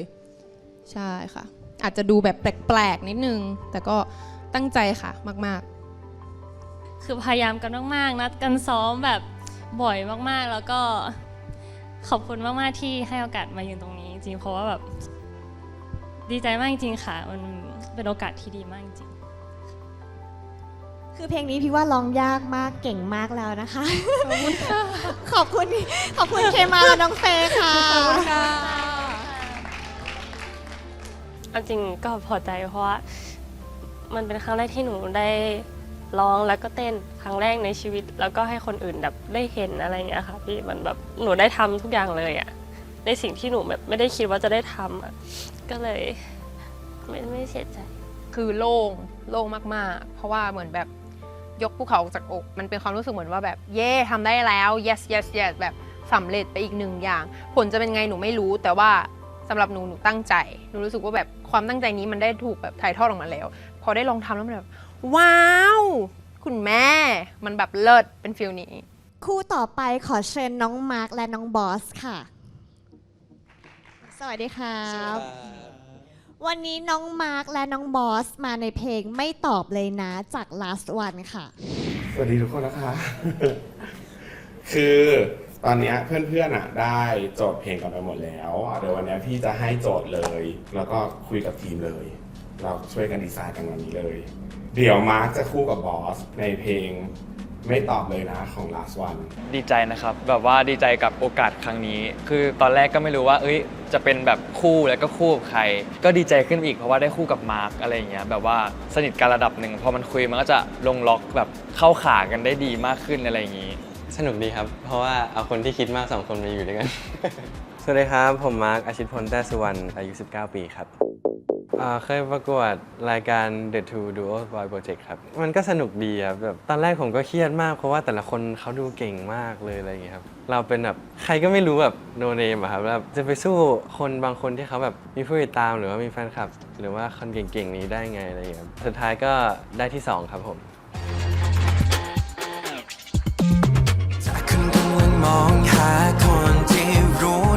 ทำไมเราถึงเลือกส่งคลิปออดิชั่นของวันเลยแบบ ผมรู้สึกว่าที่นี่น่าสนใจมากแล้วก็มันน่าจะเป็นที่ที่แบบว่าผมสามารถแบบโชว์ความสามารถของผมได้ความเป็นตัวเองของผมได้ดีอะไรอย่างเงี้ยครับตอนแรกเลยก็คืองงเลยครับแบบเราได้กลับไปจริงๆเหรออะไรอย่างเงี้ยครับดีใจด้วยในเวลาเดียวกันนะครับแบบแน่นอนครับกดดันแน่นอนก็กลัวทำได้ไม่ดีครับแบบถ้าตกรอบไปก็คงเสียดายมากเหมือนกันขอบคุณที่ให้โอกาสมาร์คแล้วก็ให้กำลังใจมาร์คมาตลอดนะครับมาร์คดีใจมากที่ซัพพอร์ตมาร์คในทุกเส้นทางที่มาร์คเลือกก็อยากขอบคุณมากเลยครับที่เข้าใจมาร์คแล้วก็ซัพพอร์ตมาร์คมาตลอดครับครับสวัสดีครับชื่อบอสนะครับ21ปีครับผมเพิ่งเรียนจบเลยครับยังไม่มีอาชีพตอนนี้ว่างงานอยู่เรารู้ว่าเราชอบร้องเพลงตั้งแต่เมื่อไหร่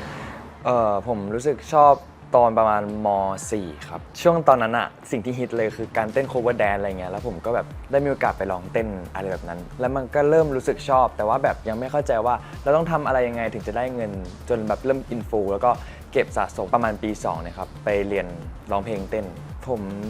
รู้สึกว่าอยากให้ตัวเองเป็นที่จดจำในประเทศไทยสำหรับวงการทีป๊อปแล้วกันผมก็ตั้งใจทำสิ่งนี้มากแล้วก็พยายามฝึกฝนพยายามพัฒนาตั้งใจสำหรับกระบวนการโปรเซสต่างๆไม่ว่าร้องเต้นหรือว่าทุกอย่างเลยขอบคุณแบบทุกๆคนเลยแบบรอบตัวผมรู้สึกว่าทุกอย่างคือโปรเซสในการดำเนินชีวิตมาถึงทุกวันนี้ได้มากๆไม่ว่าจะเจอเพื่อนหรือเจอใครเจอพี่ๆทุกคนผมรู้สึกว่าขอบคุณมากๆนะครับแล้วก็ฝากเป็นกำลังใจให้ผมด้วยนะครับ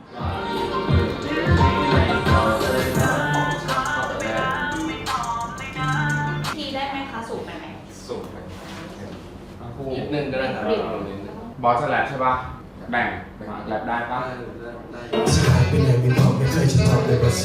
จะเป็นอะไรหรือเปล่าไม่รักหรือเปล่า What's the matter โอเคคุยเรื่องเสื้อผ้ากับพี่เจต่อเลยผมรู้สึกอยากใส่แจ็คเก็ตเพราะมันคือแขนเล็กขาด แต่ก็ไม่อยากแบบใส่อะไรที่มันใหญ่เกินไปเพราะว่าผมก็ตัวแบบค่อนข้างหนาหนึ่งอยู่แล้วเป็นแนวกระเป๋าเยอะๆให้มันเป็นฟิลน่ารักไปอาจจะสีขาวล้วนสีน้ำตาลล้วนคืออยากให้เป็นชุดเรียบๆแต่มีดีเทลเยอะๆก็เครียดเรื่องเวลาซ้อมน้อยครับเพราะก็คุยกับพี่บอสว่า เรามีเวลาซ้อมกันไม่เยอะนะ เราจะจัดการกันยังไงดีอะไรอย่างเงี้ยครับ เดี๋ยวไปคิดก่อนไปคิดก่อนแล้วก็บอกอีก สิ่งที่กังวลก็คือ มันจะทำออกมาได้ดีหรือเปล่า ไม่อยากจะเสียดายโอกาสตรงนี้แบบว่าได้กลับเข้ามาแล้วอะไรก็พยายามจะฝึกฝนดีกว่าแบบเตรียมตัวรับมือกับมันให้ดีที่สุด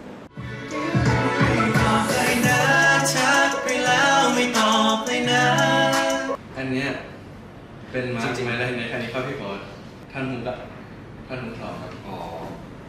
จะหายไปไหนไม่บอกไม่เคยจะตอบเลยว่าฉันจะเป็นอะไรหรือเปล่าไม่รับหรือเปล่าสวัสดีครับสวัสดีครับมาครับผมนี่เรามาซ้อมเพลงกันครับซ้อมให้แบบรู้ว่าต้องฮิตโน้ตนี้โน้ตนี้โน้ตนี้อะไรอย่างเงี้ยแบบว่าเราต้องประสานต้องใช้โน้ตไหนอะไรอย่างเงี้ยครับแชทเรามันอันนั้นคว้าปล่อยให้ฉันคิดถึงเธอคนเดียวโอเคขึ้นมาร้องแล้วมันขึ้นคอแบบว่าไม่ซับพอร์ตอะไรอย่างงี้ใช่จะร้องอยู่แล้วร้องอะไรร้องอะไรไม่ตอบเลยนะ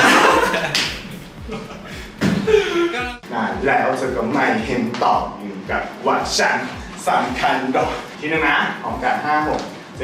8เดี๋ยวนี้ไม่ตอบเลยนะซ้ำไปแล้วตอบเลยนะถึงปะ จะบอกว่าวันนี้เรามาซ้อมเต้นนะครับเพลงตอบก็ดี ไม่ตอบเลยนะครับใช่เป็นโจทย์ของเราที่เราได้ใช่วันนี้มาซ้อมเต้นกับครูครับมันก็จะมีแบบว่างงกันบ้างแบบครูไปท่าหนึ่งแล้วเรายังแบบท่านี้ยังอยู่ตรงนี้อยู่เลย7 และ 8 ไปแล้วครับผมจะเป็นอะไรหรือเปล่าไม่รับหรือเปล่าว่าสแมนเจอร์จะคนรักไม่ตอบทำไมไม่บอกได้ยินไม่ได้ก็ไม่ได้มาเป็นกำลังใจให้พวกเราด้วยเป็นกำลังใจให้พวกเรา2 คนด้วยนะครับผมบอสนะครับมาครับกับเพลงไม่ตอบเลยนะนะครับ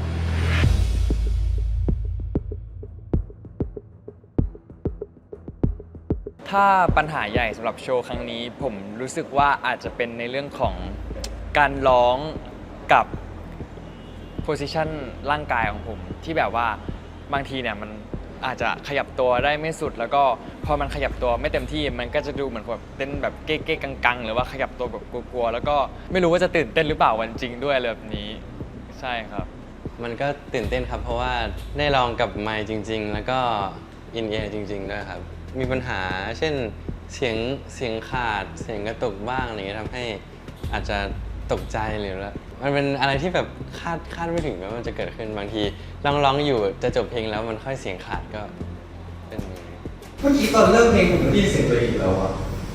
ที่ผมมาหมุนตรงนี้คือเพิ่งได้ยินแต่ว่าก็ไม่ได้รู้สึกว่าเกิดอะไรผิดพลาดเก่งนะแต่ว่าฝั่งข้างนอกเอาใช่ปะ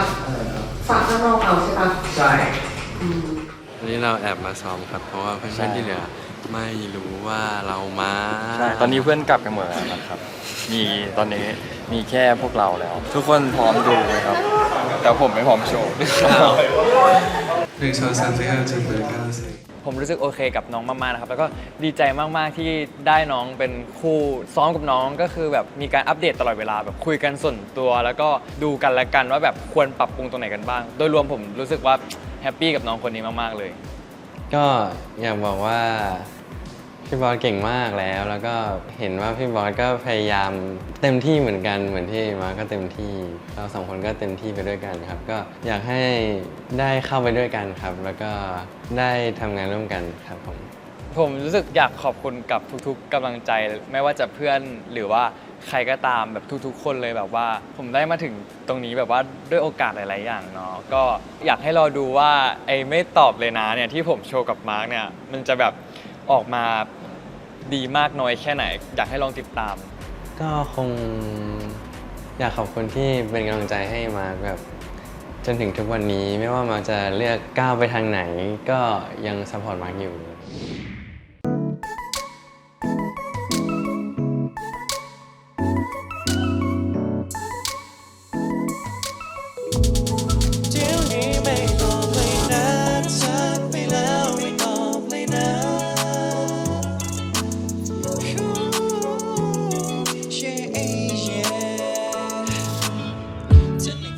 กันทั้งวัน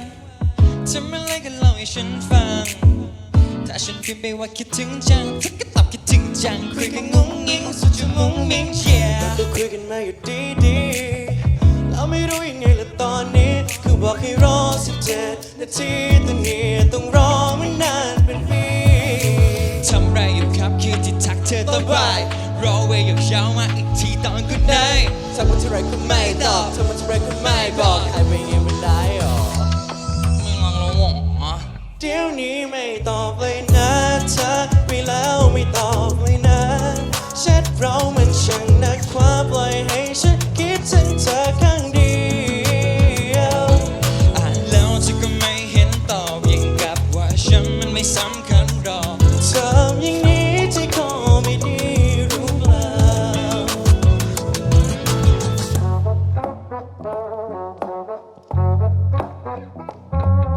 จะหายไปไหนไม่บอกไม่เคยจะตอบเลย what's the matter จะเป็นอะไรหรือเปล่าไม่รักหรือเปล่าหรือ what's the matter ไม่รู้ว่าเธอไม่ว่างหรือว่ามีใครที่อยู่ข้างๆเธอรู้ไหมมีคนที่คิดมาก I'm gonna die girl โอ้เธอไม่รู้หรือว่าเธอไม่ได้ read me แต่ฉันได้ที่ miss you so ทำไรอยู่ครับคิดที่ทักเธอตอนบ่ายรอไปยาวๆมาอีกทีตอน good night ทักมาเท่าไรก็ไม่ตอบทำมาเท่าไรก็ไม่บอกหายไปไงมันได้หรอไม่รักแล้วหรอเดี๋ยวนี้ไม่ตอบเลยนะทักไปแล้วไม่ตอบเลยนะแชทเรามันช่างนักขวาปล่อยให้ฉันคิดถึงเธอข้างเดียวอ่านแล้วเธอก็ไม่เห็นตอบยิ่งกับว่าฉันนั้นไม่สำคัญหรอกทำอย่างนี้จะขอไม่ดีรู้เปล่า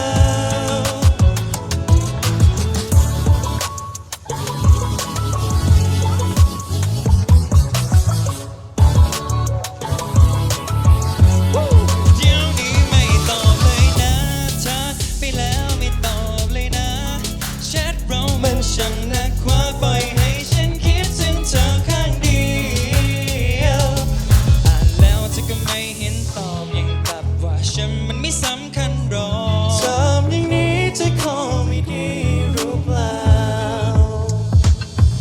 แต่ดิ่งแต่ดิ่งแต่ดิ่งตึงเนี่ยความคิดถึงของฉันที่ส่งไปแต่ดิ่งแต่ดิ่งแต่ดิ่งตึงแต่ดิ่งแต่ดิ่งแต่ดิ่งตึงตึงตึงตึง ขอเสียงปรบมือให้กับน้องมาร์คและน้องบอสค่ะ ขอบคุณครับขอบคุณครับ เจอแบบนี้ทักมาพี่พิกรีบตอบเลยค่ะ คือใช่หรือเปล่า งั้นเรามาฟังคอมเมนต์จากพี่ๆดีเรคเตอร์กันนะคะ ครับ ขอเชิญพี่ต้าอู่ก่อนเลยค่ะ สำหรับที่เพอร์ฟอร์มไปเมื่อกี้นะครับ ก็ถือว่า 2 คนมีเบสิกที่ดี ด้วยความที่จริงๆ แล้วเพลงเนี้ยครับมันเป็นเพลงที่ไม่ได้ยากเลยทั้งการร้องแล้วก็การเต้นอะไรเงี้ยแต่ว่าด้วยความง่ายของมันเองก็เราก็ไม่สามารถดึงอะไรของมันออกมาได้ มันก็แค่มาร้องแล้วก็มาเต้น มันกลายเป็นโชว์ที่มันจะสนุกไหมก็ไม่สนุก มันจะดูหล่อไหมวะก็ไม่หล่อจะเท่ไหมก็เมื่อไหร่จะเท่วะ เก่งๆหน่อยๆแบบรู้สึกว่าส่ง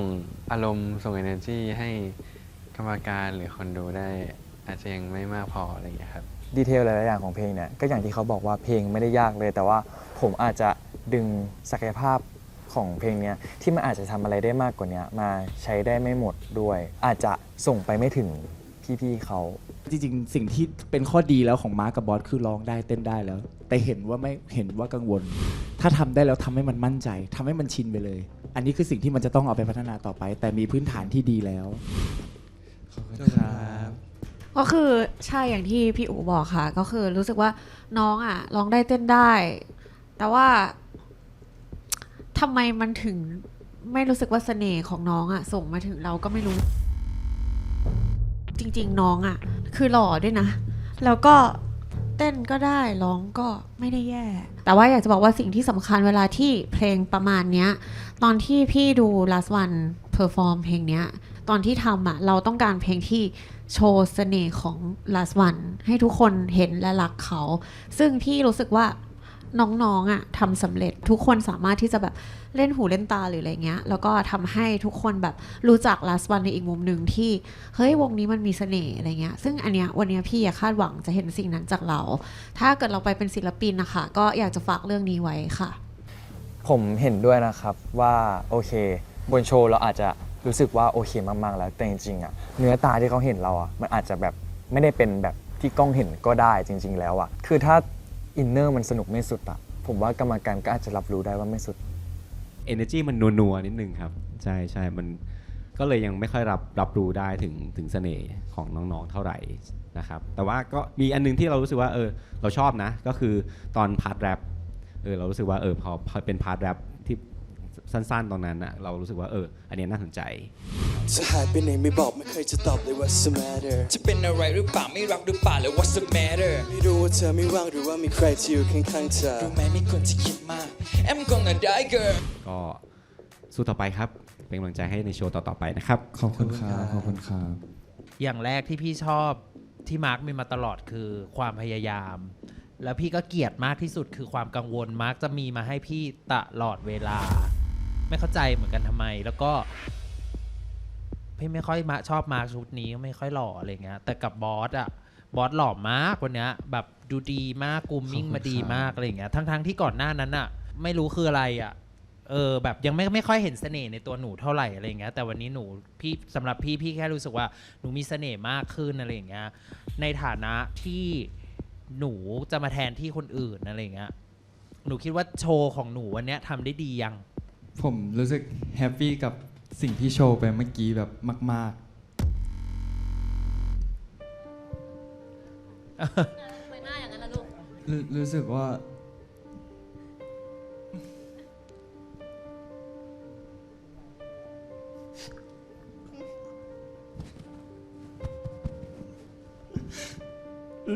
พยายามมากับน้องมากๆเลยครับผมรู้สึกแฮปปี้กับโชว์นี้มากแล้วก็ที่ไปฟังเมื่อกี้ผมรู้สึกว่าผม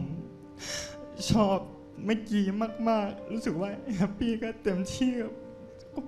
ที่จ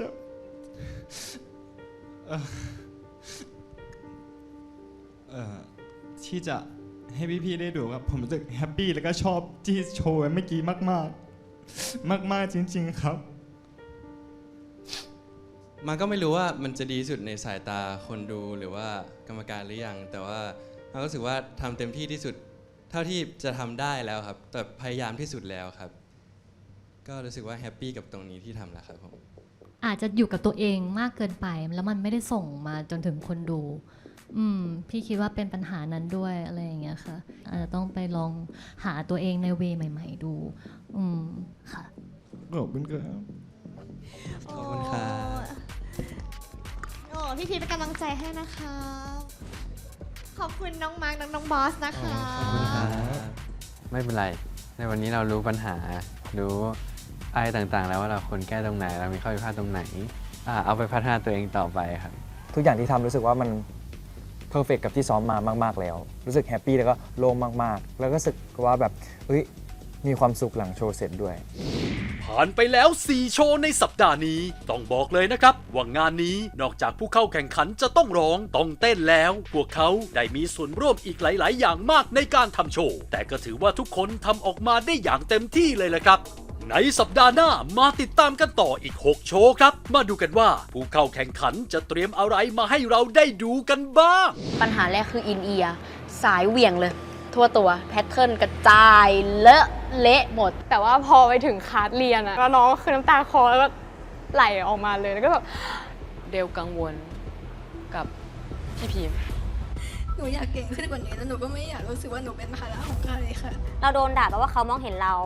โดนชมแปลว่าเขามองเห็นเราแต่เราไม่ถูกพูดถึงแต่ว่าไม่มีใครเห็นเราเลยเต้นแล้วก็รีบร้องจนบางทีแบบมันงับไม่ทันด้วยไปได้แต่คิดว่ามันทำได้ดีกว่านี้ energy ยังไม่ค่อยซิงกันเท่าไหร่แรงตก as a live performer ถ้าไม่ได้คู่กับวาดก็ไม่รู้จะคู่กับใครจริง Come to kiss and lick my heart